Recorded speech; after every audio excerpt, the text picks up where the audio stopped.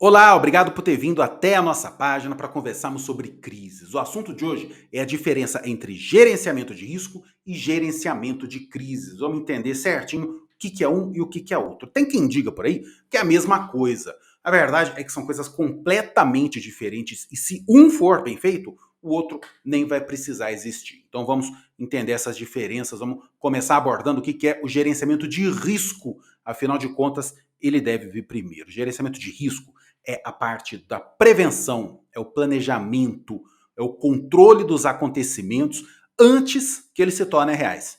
Para que ele seja feito de maneira eficaz, deve começar por aquilo que nós chamamos de checagem de vulnerabilidades. O que é isso?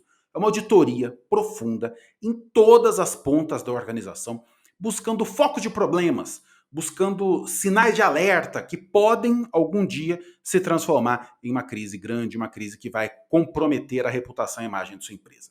Vale lembrar que estudiosos afirmam que 66% das crises poderiam ter sido evitadas caso esses alertas não fossem ignorados.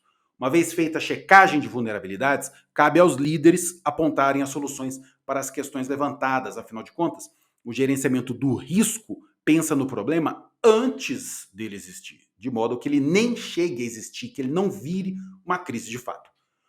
Porém, nós sabemos que mesmo com gerenciamento de risco bem feito, com um bom trabalho de antecipação dos problemas, não podemos evitar todas as crises. Aí é mitigar os danos. E para mitigar os danos, entra em cena o gerenciamento de crise. O que é? É a contenção de danos. É a ação imediata com a crise já instalada, trazendo a resposta da organização aos fatos e à opinião pública.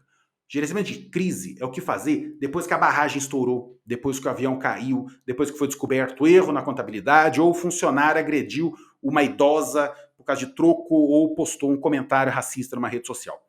Dando um exemplo real, gerenciamento de risco é a Vale saber que barragens a montante podem dar problema, monitorar a situação ou determinar o fim desse tipo de barragem.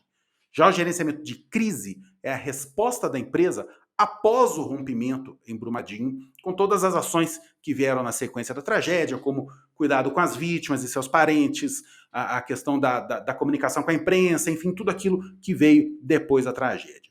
Delimitadas as diferenças entre os dois modelos, gente, a conclusão é simples. Um bom gerenciamento de risco evita que seja necessário o gerenciamento de crise.